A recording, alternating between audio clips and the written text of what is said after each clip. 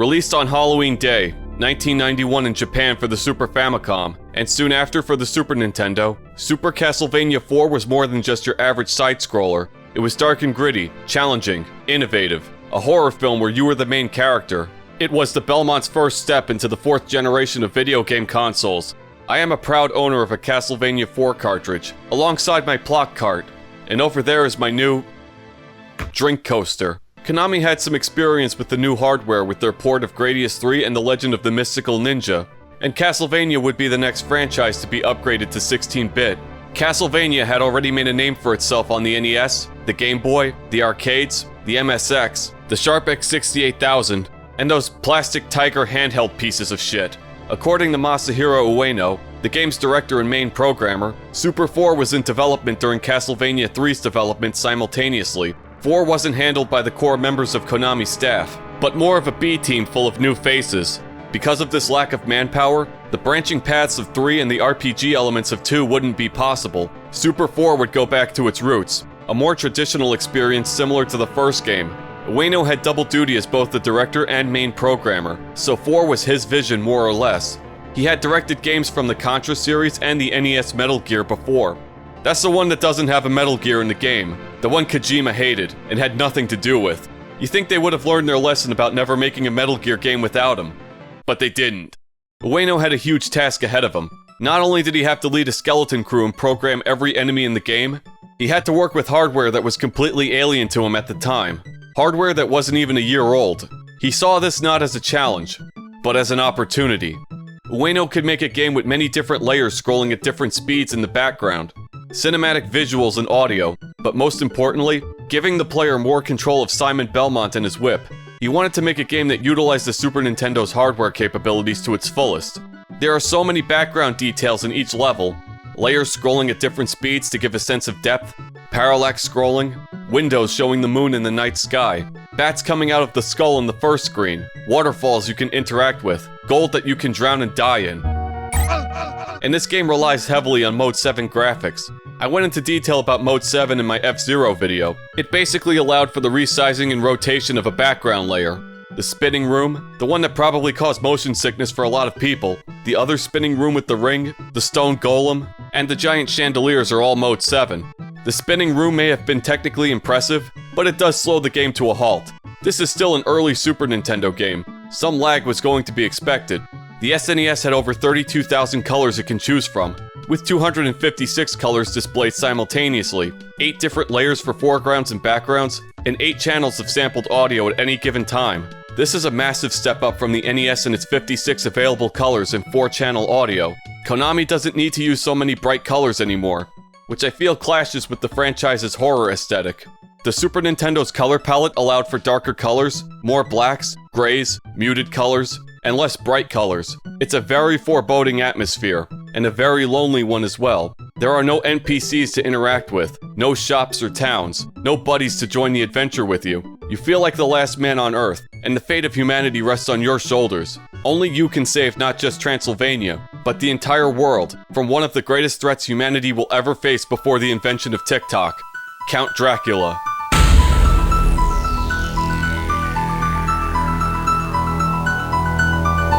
The text in the intro states that Simon Belmont is called once again to fight Dracula. Castlevania IV is actually a remake or some retelling of the first game, so this would be his first time. His second time would be Castlevania II: Simon's Quest. I really don't need to go into detail about Simon's Quest. Some nerd made a video about it 18 years ago, I think. This game sucks. I guess when they were localizing the game they wanted 4 to be a sequel to 2. Or they're counting Haunted Castle as a canon entry. That's the one where Dracula cock-blocked Simon on his wedding day. He's killed thousands of people and this is still the worst thing Dracula's ever done. So if you're looking for a reason for this game to exist canonically, you're gonna have a bad time.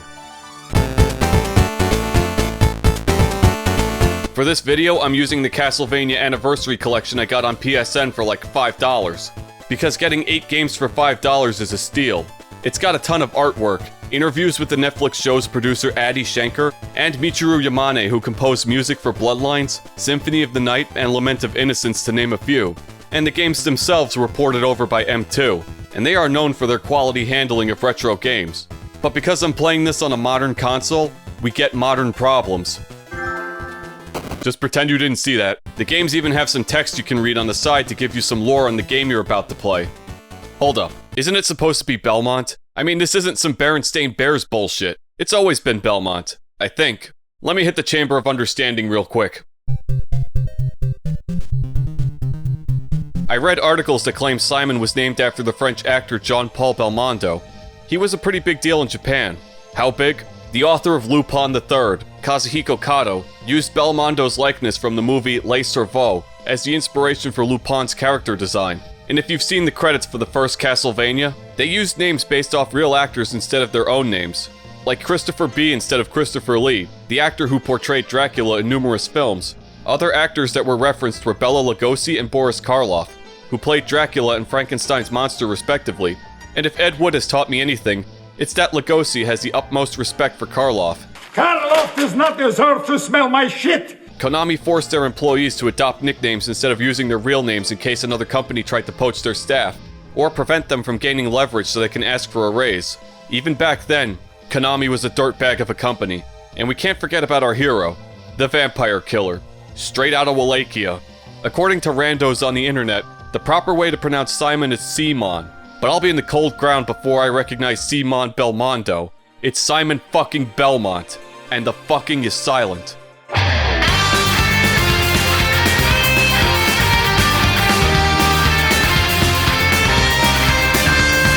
Simon Belmont is one in a long lineage of vampire hunters. Every 100 years, Dracula rises from the grave because the Belmonts would have to find real jobs if they actually put him away for good. There's actually a bunch of reasons for why Dracula keeps coming back. The power of Christ that holds him down gets weaker over time, or sometimes he's resurrected by followers or relatives, like the Grim Reaper, the Dark Priest Shaft, or his niece Elizabeth Bartley. Dracula has died more times than Krillin. That really hurts me deep inside to say that. The Belmont family has one creed that must be followed. Eat, sleep, kill Dracula, 11 centuries strong and counting. And they do this with the aid of a whip called the Vampire Killer. A whip that was passed down from each generation of the Belmont family. The Vampire Killer does exactly what the name implies. It was given its powers by Leon Belmont's betrothed, Sarah Trantel.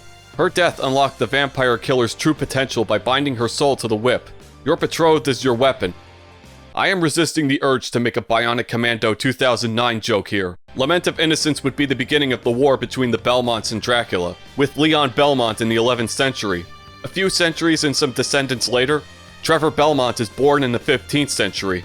Trevor was the hero of the third game, the alcoholic from the Netflix show. Would you please leave my testicles alone?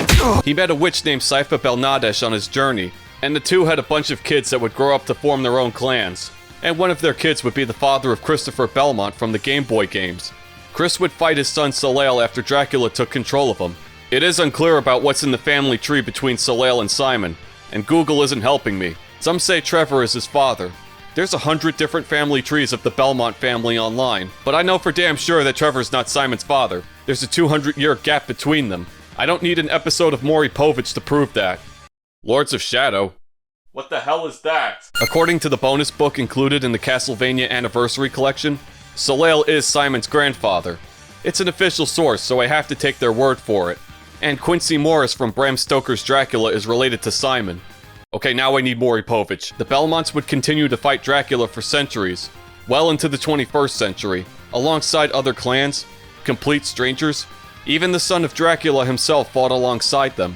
And our boy, Simon Belmondo, God, that sounds so fucking wrong, made it all the way to Smash Ultimate with his great-great-grandson Richter.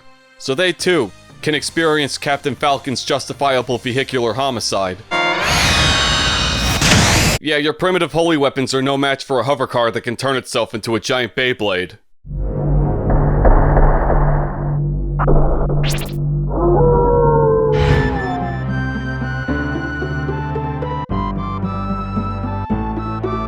Castlevania IV isn't that much different from its Japanese version in terms of gameplay.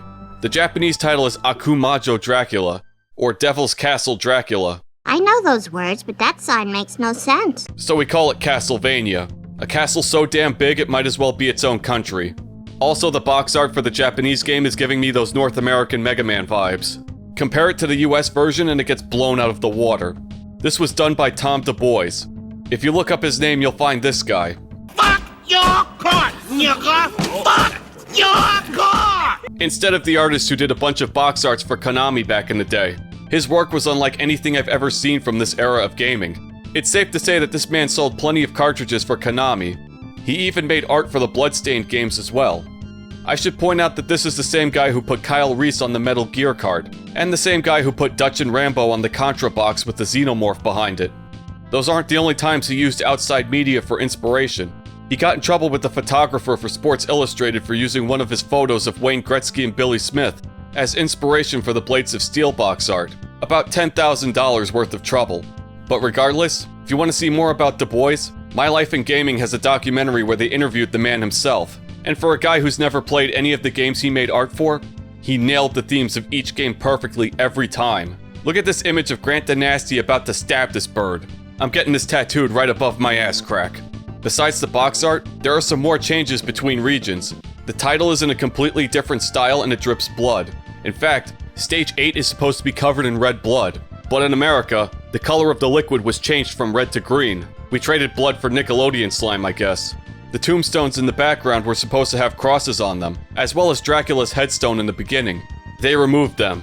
And the statues in level 6 were supposed to be more revealing, but they were edited as well. We got no blood, no nudity, and no religious symbolism. Might as well put the Disney Channel logo here while we're at it. Also, what's up with the whip? They changed the sound of it too. It has a more metallic sound in the Super Famicom version.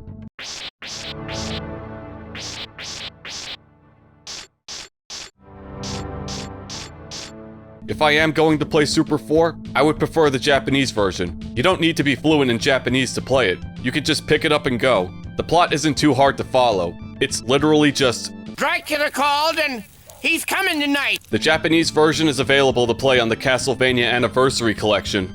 Or you could choose option B.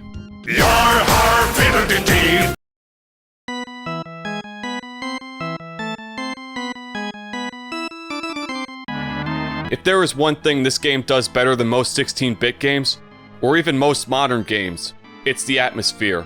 Each level is just desolate and dilapidated, a reflection of the destruction caused by Dracula's resurrection. The castle even falls apart right before you. See, Dracula, this is what happens when you kill all the contractors in Transylvania, dumbass. And all it takes to really sell you on these themes of loneliness and trepidation is only 3 chords.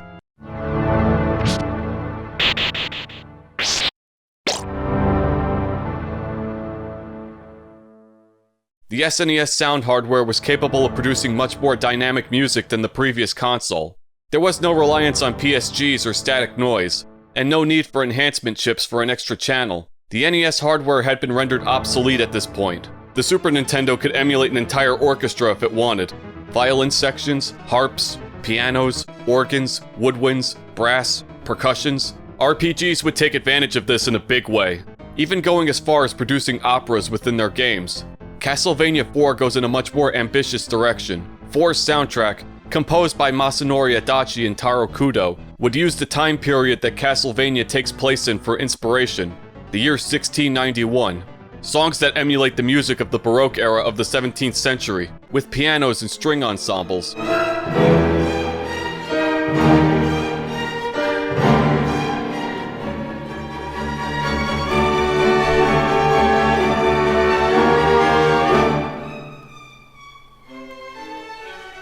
As if J.S. Bach rose from the dead to work at a Japanese video game company. But then Konami would change his name to George Frederick Handel. Classically influenced 4-voice harmonies can be heard in 4's soundtrack. 3 had music of a similar nature, but 4 expands even further by adding jazz arrangements, and by adding more intense and chaotic music for boss fights. The music is much more cinematic this time around, giving each level its own identity. The caves and dungeons have calm yet eerie music. The score that plays when you finally approach Dracula's castle has an epic feel to it, hyping you up for the real challenge.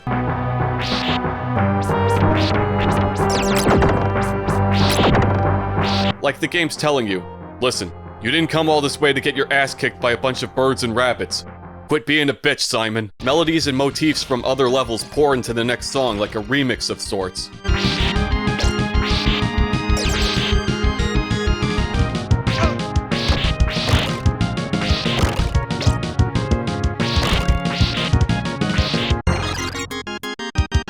when you progress through the castle, familiar melodies can be heard.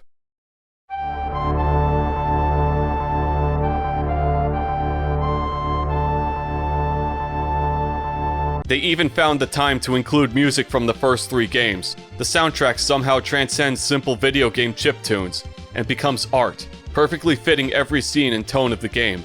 It's crazy to think that this was Kudo's first game soundtrack too. You can find videos of full orchestras playing the music from the series. They had composer Michiru Yamane join them on piano and harpsichord, and they even got a guy to play the organ dressed as a Belmont. And they said the perfect job doesn't exist.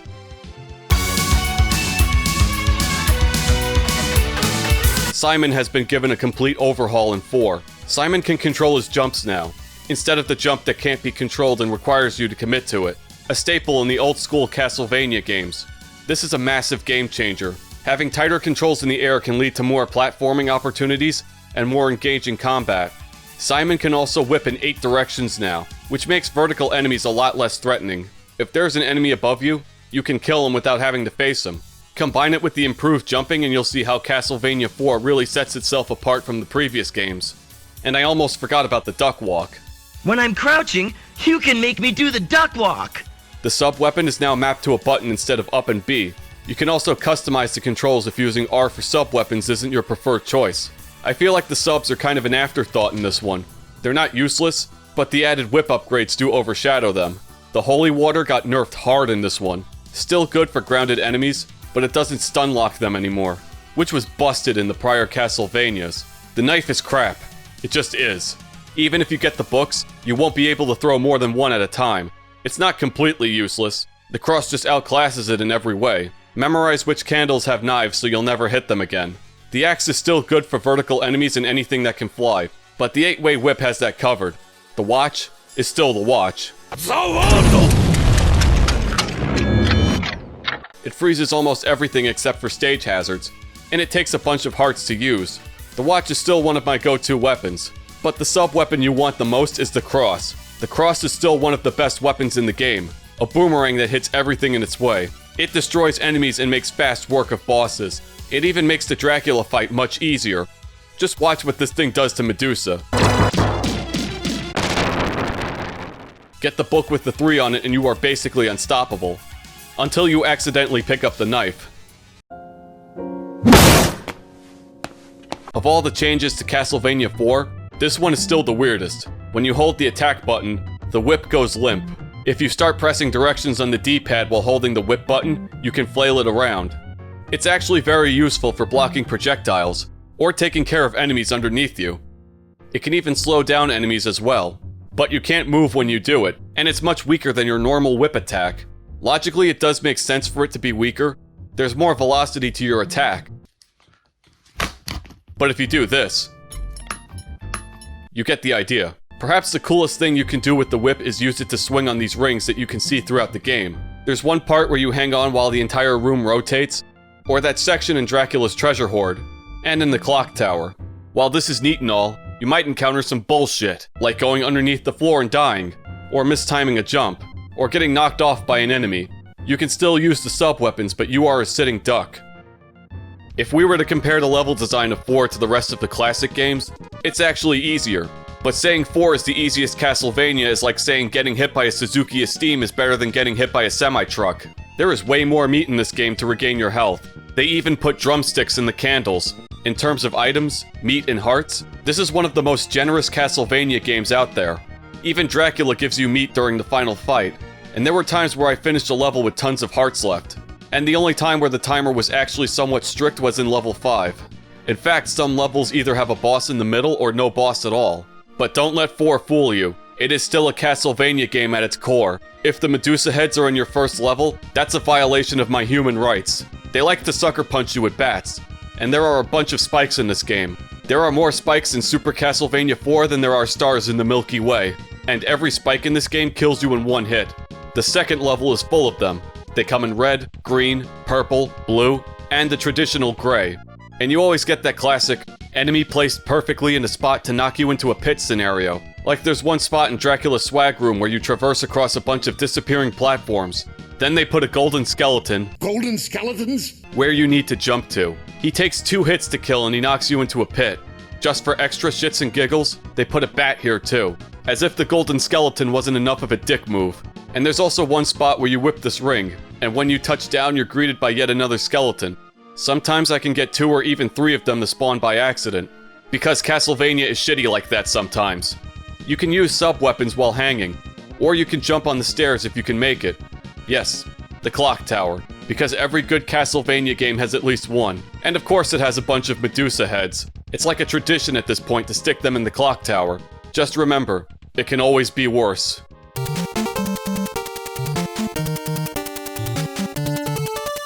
And we can't forget the beginner traps.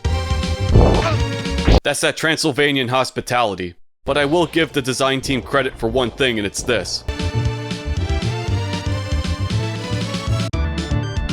And when did Dracula start taking architectural advice from Dr. Wily? At least in those games, the blocks had a pattern. Good luck with this shit. There are some spots in the game that show you mercy, like in the ballroom and the treasure room. There are secrets that lead to rooms full of candles and items, and this one ghost dog and his owner. I think your dog's broken. Is it me, or are there more stairs in this game than there are in the entire franchise? There's even a level that's just stairs that collapse with a giant buzzsaw that follows you up. If the Geneva Code existed in this time period, this would be a violation of it. The stairs will always be the worst part about Castlevania. You're practically dead the second you take the first step. If there's Medusa heads or any kind of flying enemies floating around, you are royally fucked. The stairs suck so hard in 4 that the stairs themselves can actually hurt you. It still doesn't change the fact that the stairs are much more manageable this time around. You can jump on them to clear them faster. You can jump off the stairs. And the 8-way directional whip has saved my ass on many occasions. Sometimes there's a level where they make you go down a whole bunch of stairs, and I just raise my middle finger and jump down the whole thing. They really expect me to do this shit? At least you don't get knocked to your death when you're on the stairs. You will still get your ass kicked though, but it's an improvement. I should also point out that moonwalking on the stairs is possible now. It is mandatory to do this every chance you get. It just is. And I never noticed it until now, but the levels in this game are way longer than the previous games. Stage 3 is a cave followed by a giant waterfall, followed by an aquatic ruin. Stage 4 starts with rooms full of skeletons, then the boss, then the rotating room, then the next spinning room, then the room with the rising platforms, then another boss. The scope of these levels is much larger than before. Instead of one level having one color palette and theme, you have entire sections of various gimmicks and designs, as if you were playing something similar to a Metroidvania game instead of a linear one. The levels can be open spaces with vertical and horizontal scrolling together like in Stage 2 or the cave in Stage 3. Something you would see more of in said Metroidvania games. But the coolest part of the game is right here in this courtyard.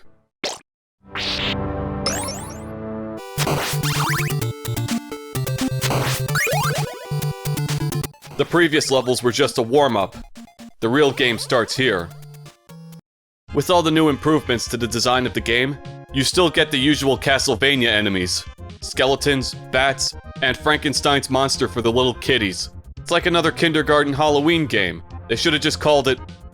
I'm definitely getting hate mail for saying that. But seriously, they get a bunch of monsters and bosses that were inspired by various mythologies, classic horror movies, and 19th century English literature, like Mary Shelley's Frankenstein and Bram Stoker's Dracula, as well as Greek mythology with the Hydra, the Gorgon with those Medusa heads that everybody loves, and a golem pulled from medieval Judaism too.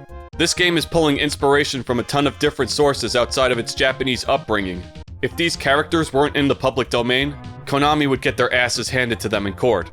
I'm not sure exactly where the court stands on Christopher B. and Boris Karloff's though, or even Simon Belmont. That's a whole nother issue. The enemies look much grittier and more detailed this time around.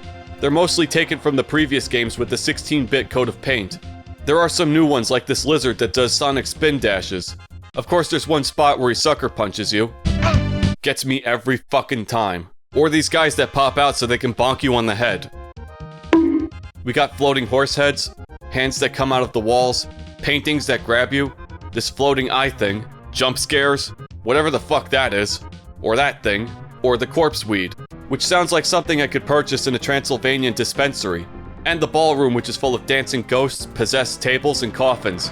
Everything in this castle hates you. Even Dracula's bed is out to get you. One more thing I should point out. If you played any of the Metroidvania games like Symphony of the Night or the handheld ones, you may even recognize some of the enemies here. because Konami just copies the sprites from games like 4 and Rondo and rehashes them constantly. The bosses themselves are actually kinda easy. Not until the latter half of the game do they get more challenging, but a good majority of these bosses were pushovers.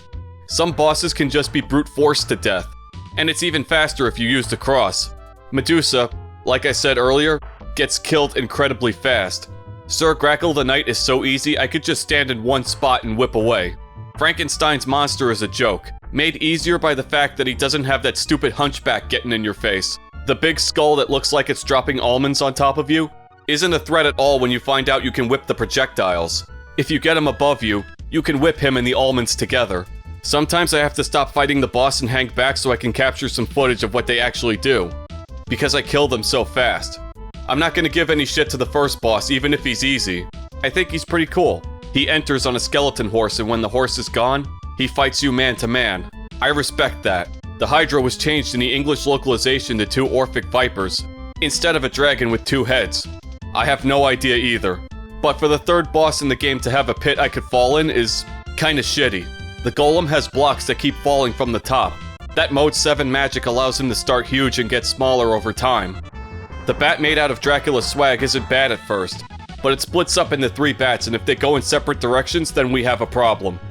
The ghost dancers sucker punch you immediately if you don't know where they spawn, or if you don't know that they have no intro and they have chosen violence immediately. Your added mobility makes it easier to avoid them, but they still take up a ton of real estate. The mummy is a son of a bitch. There is no strategy. Kill him as fast as humanly possible. Use your whip to block the bullet hell he unleashes upon you. Keep your distance, and remember that one hit can knock you into a pit below. Also, he has a bunch of hit points, more than most of the bosses in the whole game. If you're crazy enough to use the base whip on him, you're gonna be here a while. Up until now, the bosses were easy. It was a simpler time. I was happy. Everyone was happy. But the last level has 3 bosses before Dracula. 3. And it's the same level with the collapsing stairs and the buzzsaw. So after you go through this hell, you are met with the toughest bosses in the game, all in a row. And there is no turning back. Believe me, I tried.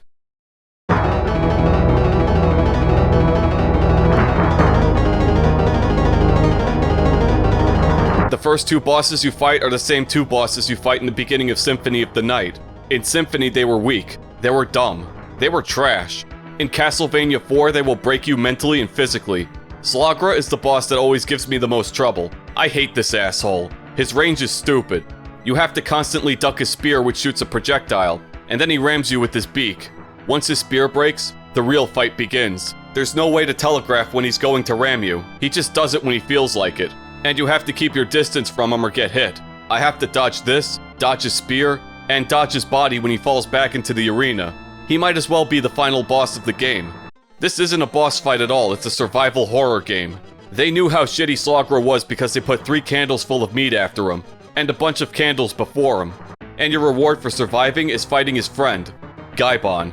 He stays in the air, drops spikes and fireballs, and has a second red form. He is nowhere near as hard as his buddy, but he can be a pain in the ass to hit if your whip isn't upgraded. Supposedly these 2 take orders from Death, who is the penultimate boss. Why Death has a gargoyle and a pterosaur as lackeys is beyond me. But Death, he just does his usual stuff. He throws a bunch of smaller scythes in your direction. He flies at you, and he throws his big scythe while he sucks you in. When he does this move, it looks like Death wants to give you a big old hug. No means no.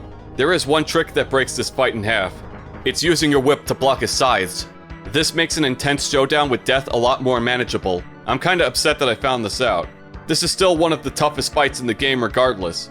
So if I kill Death, which already sounds ridiculous enough as it is it gonna be like that Family Guy episode where nobody can die? Do I become immortal? I want my $5 back.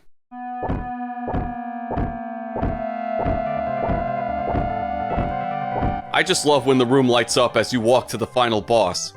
The intro music kicking in as you approach the final battle. You get the traditional staircase before him too. Here's a secret you probably didn't know.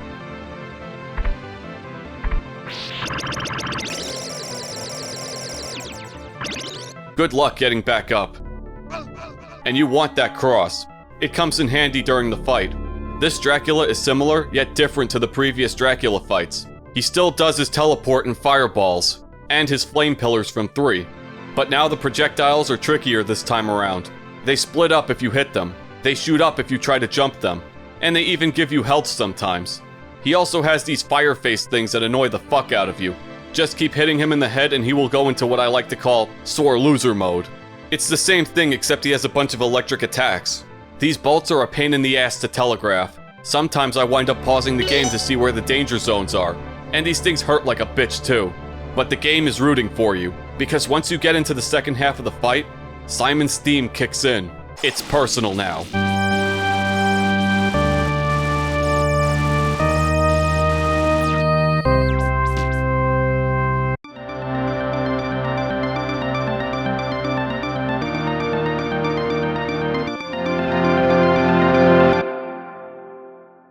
Of all the Dracula fights so far, this is one of the easier ones.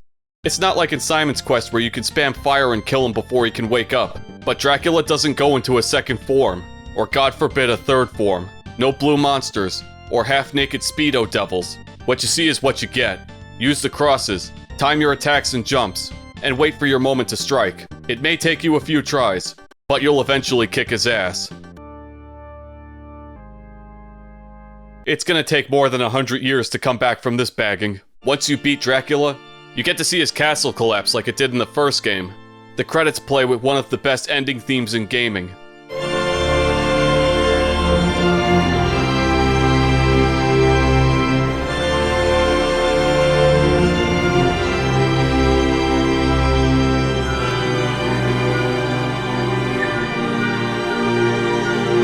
And the game starts all over again. But things are different this time. The skeletons take an extra hit.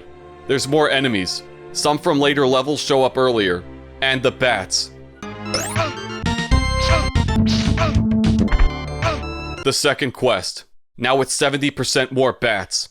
There really is no reason to play the second quest other than the added challenge of tougher enemies and more bats. But it's still the same game. You don't unlock anything from beating it, which is a shame. And while I'm talking about the more questionable aspects of Castlevania IV, there were times where I could glitch out a bone pillar by walking.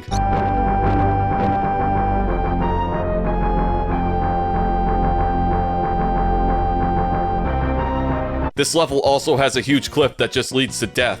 Who would be stupid enough to fall into it? Shut up, I did it for research. There's even this one spot in Stage 3 where you have a Mario World Sparky here, a bone dragon above, and you need to swing across. I have PTSD because of this fucking jump. And of course the cheap deaths you have to encounter, which is just a staple of the franchise at this point. Same with the enemies gaining an extra hit point in the latter half of the game. And the less said about the buzzsaw room the better. But it does have a password for each level just like in 3. But in order to see the passwords you have to get a game over, and that was the time before the internet. Now that we have walkthroughs and password generators, you can jump back into any level you died on, or skip it completely. But you know what the worst part about Castlevania IV is? The Konami code doesn't work. What the fuck?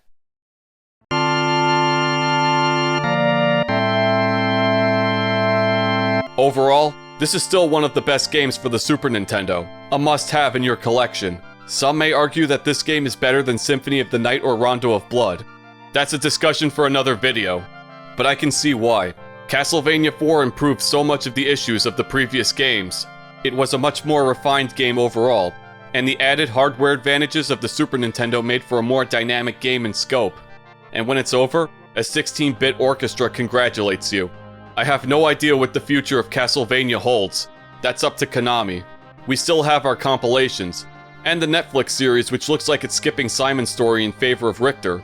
But we still have to deal with Konami's bias towards pachinko machines, and mobile games, and all the ass-backward business decisions they've made over the years. And we can't forget about the mismanagement of their own employees, like verbally abusing them over a loudspeaker, or monitoring their every movements like George Orwell's 1984. A bunch of people who worked on Castlevania 3 and 4 quit Konami out of frustration, and went on to form another video game company called Treasure. Maybe one day we'll get a collection of the DS games, or maybe the long-awaited Castlevania V. They did make a bunch of Silent Hill announcements recently, with rumors of Castlevania and Metal Gear Solid in the future. Because pachinko isn't making money. Nobody's going out to play them because of COVID. It took a worldwide pandemic for Konami to get their shit together. but they have a very long way to climb before they reach the dizzying heights of their past success. Their golden years may be gone, maybe for good, but one thing is for certain. Dracula never stays down.